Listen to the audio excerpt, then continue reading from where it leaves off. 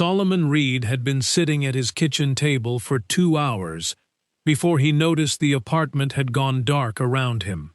He had not turned on a lamp, had not touched the coffee that had gone cold beside the metal box, had not moved in any direction that was not toward the document in his hands, reading it the way he read everything that mattered, which was slowly, completely, and more than once. The deed was older than he was. The paper had that specific quality of age, not fragile exactly, but careful, as though it understood its own importance and had spent 40 years behaving accordingly. His grandfather's signature sat at the bottom right corner, deliberate and unhurried. The handwriting of a man who had known that this moment, the pen touching the paper, the name becoming permanent, was the kind of moment that deserved to be treated as such. Parcel 7, Section 4, County Road 9, registered to Elias James Reed. Solomon read it aloud to the empty room, not dramatically, just to hear it exist somewhere outside his own head, to confirm that the words were real and not something he had constructed from 35 years of half-remembered conversations, and the particular grief of a 12-year-old boy who lost his grandfather before he was old enough to ask the right questions. He set the deed down, picked up his phone. His father answered on the 4th ring, his voice carrying the slight confusion of a man called later than expected. Solomon did not waste time on preamble. "Dad, I found it. I found grandfather's deed." The silence that followed was not empty. It was fully occupied, with something Solomon recognized as fear, dressed in the clothing of exhaustion. He had heard this silence from his father before, in different conversations about different things, and it always meant the same thing. "I know what this is, and I know what it costs, and I have already decided it costs too much. Son." His father's voice was older than Solomon always expected it to sound. "Leave that alone." Solomon looked at the deed, at Elias Reed's signature, at the careful, deliberate handwriting of a man who had pressed pen to paper and believed, had to have believed, that the document he was creating would protect something permanently. "I don't think I can do that," Solomon said. Another silence. Shorter this time. Then Solomon, "I'll call you tomorrow, Dad." He set the phone down and sat with his grandfather's name in the dark for a long time. Before we go any further, if you are already feeling the weight of this story, if something in Solomon's silence is sitting with you, hit the like button right now. And if you are new here, subscribe and turn on notifications. We tell stories like this every single week. Stories about inheritance, about truth, about what gets taken and what gets reclaimed. Tell us something before we continue. Where in the world are you watching from? Drop your country in the comments right now. We want to know who is in this with us. Let's go back to Solomon. 1 week earlier, Solomon had been standing at the front of a classroom explaining to 17-year-olds how a legal mechanism called adverse possession had been used throughout the 20th century to transfer black-owned land into white ownership. He drew the process on the board in plain language: the disputed tax lien, the abandoned property filing, the adverse possession claim built on a fraudulent foundation, and watched his students absorb it with the specific expression of young people encountering a fact about their country that they had not been prepared for. A girl in the 3rd row raised her hand. "Does that still happen?" Solomon paused, set his marker down. "The mechanisms changed," he said. "The outcomes didn't always." He did not know yet that he was teaching his own family's story, that the process he had drawn on the board in plain educational language was the exact process that had been applied to a piece of land registered to Elias James Reed in a county 3 states away. that the academic framework he used every day to help other people's children understand systems of power had somehow never been turned toward his own history. He found out 4 days later. His grandfather's surviving sister, Cora, 91 years old, sharp as the day she was born, and apparently patient enough to wait 3.5 decades for the right moment, called him on a Thursday evening and told him she had found something in her basement while clearing it out. A metal box. Elias had left instructions. He said to give it to Solomon when Solomon was ready. Cora told him, "I've been waiting on you to be ready." Solomon drove 6 hours that weekend. He did not open the box in front of Cora.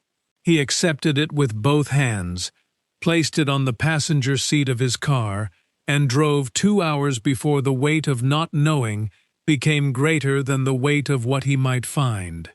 He pulled into a gas station at 10:30 at night and opened the box on the hood of his car in the dark. The deed. A photograph. Elias Reed standing at the edge of a field, one hand shading his eyes against the sun, looking at something in the distance with the expression of a man looking at something he owns. And beneath both, folded precisely and addressed in his grandfather's handwriting, for Solomon. He read the first line of the letter standing at the gas station with trucks moving on the highway behind him. Then he folded it carefully, put everything back, closed the box. He drove the remaining 4 hours without the radio, thinking about a man he had lost at 12 and was apparently still in the process of finding. The property lawyer Solomon found, an older man named Gerald Patterson, who had spent 30 years on rural land disputes and had the specific unhurried competence that came from having seen most things at least twice, took 4 days to pull and reconstruct the county records. He called Solomon on a Friday morning and delivered the findings without preamble, because he was the kind of man who understood that the kindest thing you could do with difficult information was present it clearly and completely. Elias Reed had purchased the land legally in 1962, paid in full, registered correctly. The deed Solomon held was genuine, matched the county record precisely, and had been properly filed. In 1981, a series of legal documents had been filed reclassifying the land's ownership status. A disputed tax lien, the dispute itself fabricated through altered documentation. An adverse possession filing built on that fraudulent foundation, processed and approved by a county land registrar who either did not look closely enough or chose not to. The legal representation on the filing belonged to a small-town practice, Gerald T. Whitfield, attorney at law. The Harlan family had occupied the land since 1983. They had now filed a formal adverse possession claim, 40 years of continuous occupation, in this state that met the statutory threshold. "Can we fight it?" Solomon asked. Patterson was quiet for a moment, the pause of a man assembling an honest answer rather than a reassuring one. "You need a property litigation specialist. Someone who knows adverse possession law in this jurisdiction better than I do. This is going to be a fight, Solomon. The deed is strong, but 40 years of occupation is not nothing." Solomon looked at his grandfather's signature. "Find me someone," he said. The firm Patterson referred him to was 40 minutes from the land itself. Solomon drove there on a Tuesday, sat in a waiting room that smelled of institutional carpet and old coffee, and filled out intake paperwork, while a television in the corner delivered news to nobody. Opposing party. The Harlan family. Nature of dispute. Adverse possession claim against deed-registered property. The lawyer who came to meet him was younger than he expected, 30-something. Composed in the specific way of someone who had learned that composure was a professional tool as essential as any legal argument. She had already pulled the basic county records before the consultation. He could tell from the way she moved through the initial facts without referring to notes. Her preparation so thorough it had become fluency. Her name was Maya Whitfield. She walked him through the adverse possession threshold, the strength of his deed against 40 years of occupation, the specific legal arguments available, and their relative weight.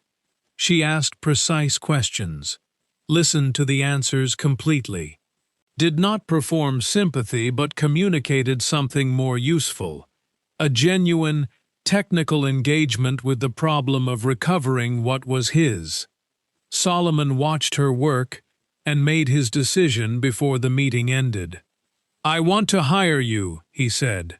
Maya looked at him with the steady professional attention he was already learning was her default. "I'll need to review the full documentation before I can confirm the engagement. But based on what you've shown me, yes, I think we have a case." She did not tell him how strong she thought the case was. She was not yet sure herself. She went back to her office and began pulling every document connected to the 1981 filing. She found the first Whitfield reference on the third day. The firm name only, Whitfield and Associates, appearing in a secondary filing. She noted it without reaction. Common enough surname. Continued pulling records.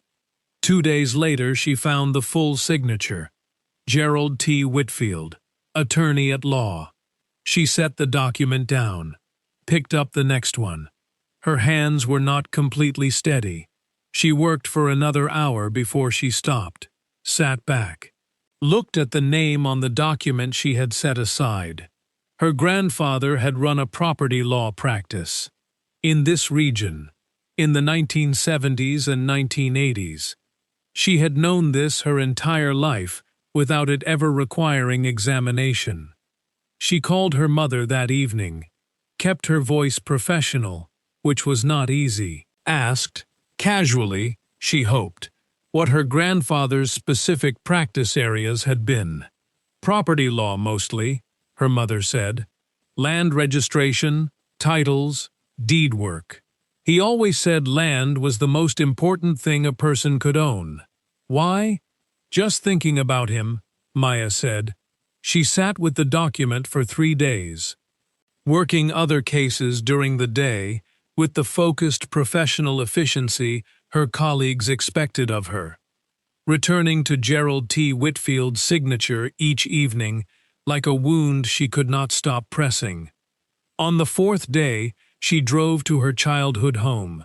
Right here, pause for 1 second. If you have not subscribed yet, do it right now. Because what Maya is about to find in that house is the kind of thing that changes a story completely. And you do not want to miss the moment it hits. Subscribe, hit the bell, and while you're there, drop your country in the comments. Tell us where in the world you are watching this from. We are reading every single one. Now, Maya opens the boxes. Her grandfather's study had been preserved the way rooms are preserved, when the people who love their occupant cannot bring themselves to fully dismantle the evidence of them. His desk, his bookshelves, the particular smell of old paper and leather that she had associated with him since childhood. Warm, authoritative, the smell of a man who had spent his life surrounded by documents that mattered. His case files from the 1970s and 1980s were in boxes in the closet. Maya carried them to the kitchen table and began reading at 9 in the evening. By 3 in the morning, she had found everything. The fraudulent tax lien prepared using altered county documentation. The adverse possession filing constructed on that foundation. Every legal argument technically correct and procedurally precise and built entirely on fabricated evidence. A payment record, cash, substantial, dated 1981, received from an account belonging to a regional bank dissolved in a 1990s acquisition. Enough to trace if you knew what you were looking for. Enough to prove what it was if you were willing to look. Her grandfather had not made a mistake, had not been negligent, had not been deceived by a client into filing something improper without understanding its full implications. He had constructed the theft deliberately, professionally, with the specific competence of a property lawyer who understood exactly which documents needed to exist and which needed to be altered, and how to make a fraudulent filing look indistinguishable from a legitimate one. He had been paid well for it.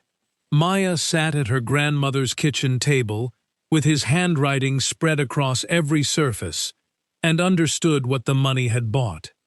The house she grew up in, the education that arrived without financial anxiety, the name that had opened the door at the firm where she now worked, where a senior partner had known her grandfather and spoken of him with the reverence reserved for men who built something lasting.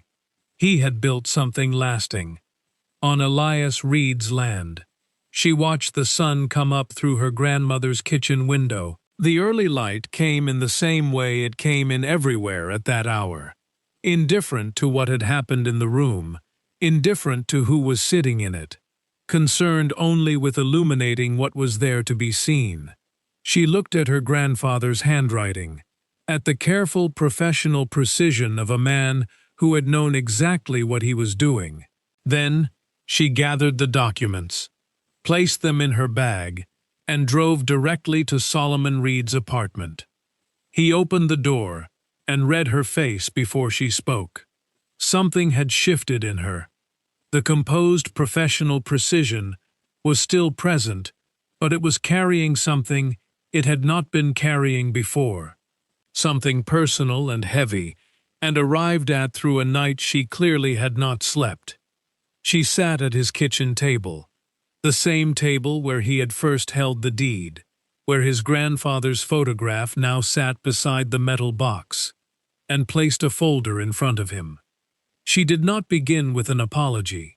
She was a lawyer, and she understood that what she had found required facts before it required anything else. The lawyer who filed the 1981 adverse possession claim against your grandfather's land was Gerald T. Whitfield. Her voice was level and precise. He used a fraudulent tax lien and altered county documentation to facilitate the transfer. He was paid for this service.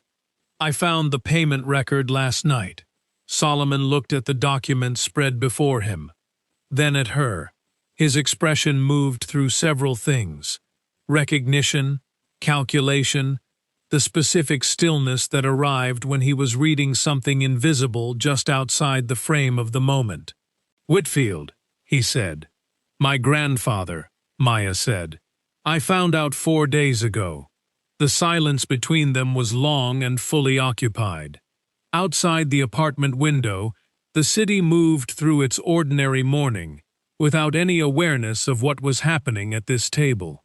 Solomon looked at the photograph of Elias Reed, at his grandfather standing at the edge of a field with one hand shading his eyes, looking at something he owned.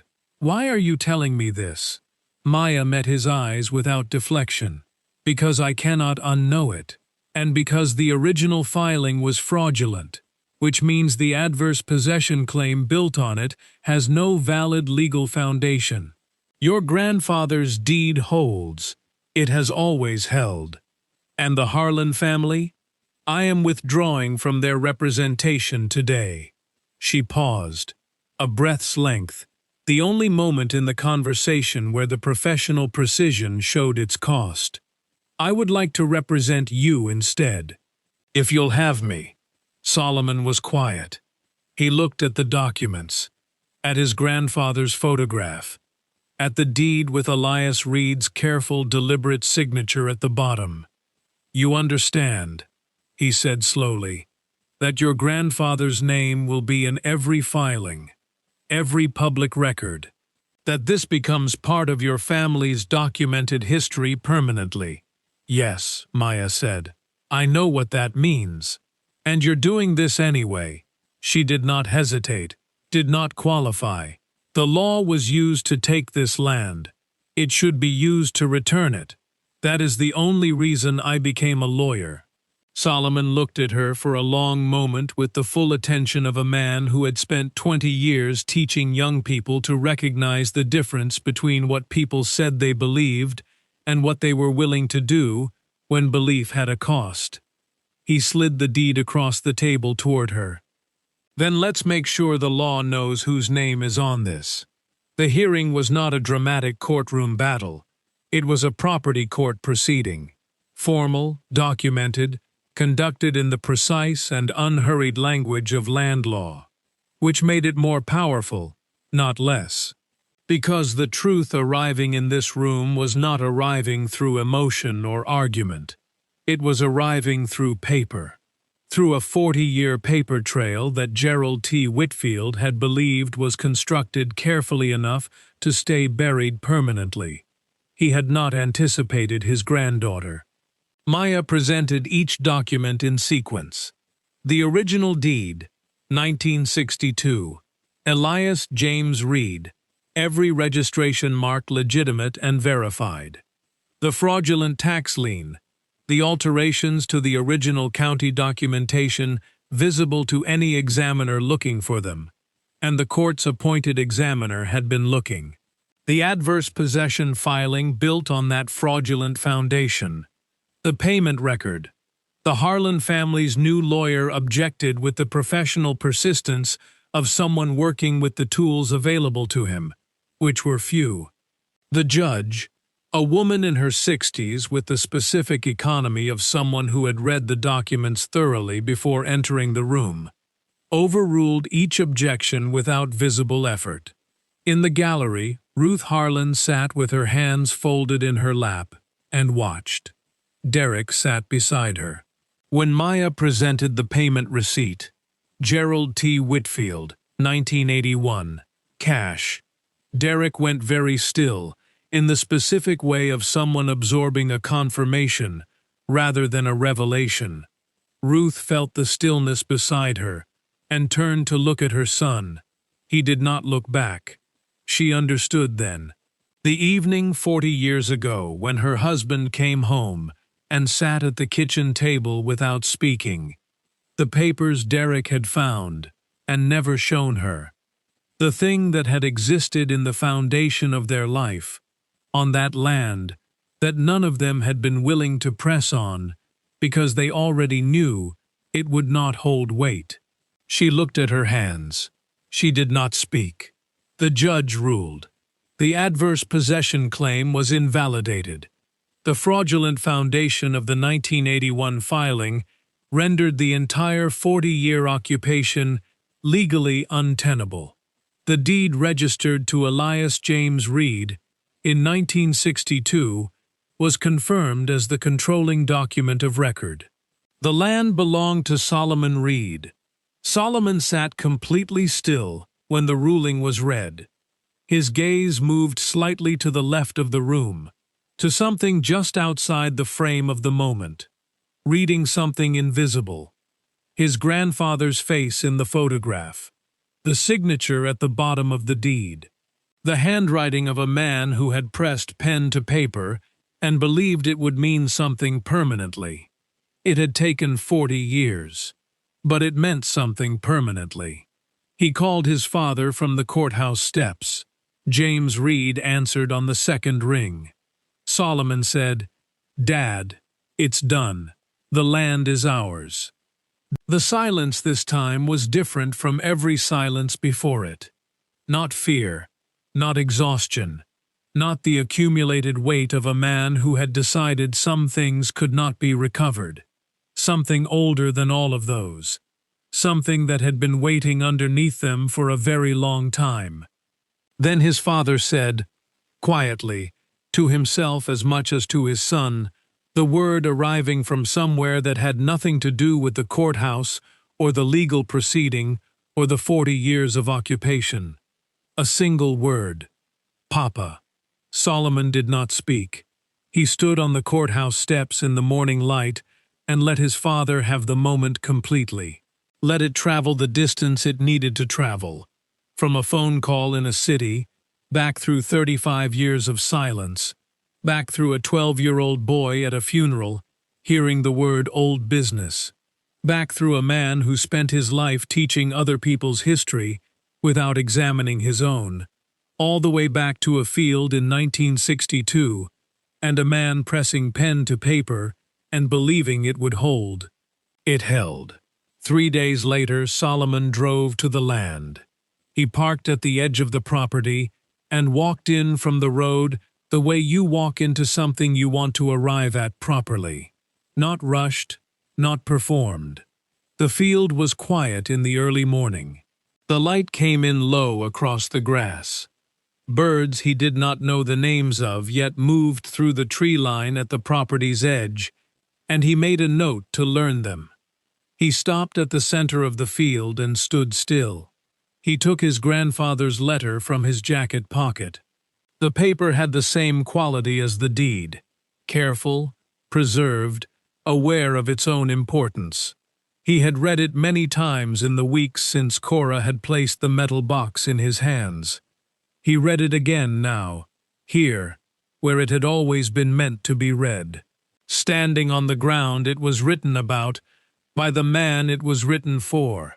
His lips moved slightly on the final line. The land remembers who worked it first. Make sure the law does too. He folded the letter, put it back in his pocket. He did not speak, did not perform the moment for anyone. There was no one there, and even if there had been, this was not a moment for performance.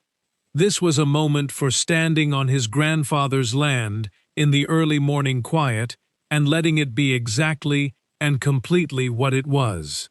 The most important thing that had happened to his family in 40 years. His grandfather's faith, pressed into paper, placed in a metal box, left under a floorboard for 35 years with a note that said, "When he is ready." Confirmed. He was ready. He had always been going to be. If Solomon's story stayed with you, if you felt something in that final moment on the land, share this video right now with someone who needs to hear it. A friend, a family member, someone who is carrying an unfinished fight and needs to know that the deed always remembers whose name is on it. Subscribe if you have not already. We post every week, and every story is built to stay with you long after it ends. Hit the like button if this one delivered, and drop a comment below. Tell us where in the world you are watching from. Your country, your city. We read every single one, and we want to know exactly who is in this community with us. Until next time, the land remembers. Make sure the law does too.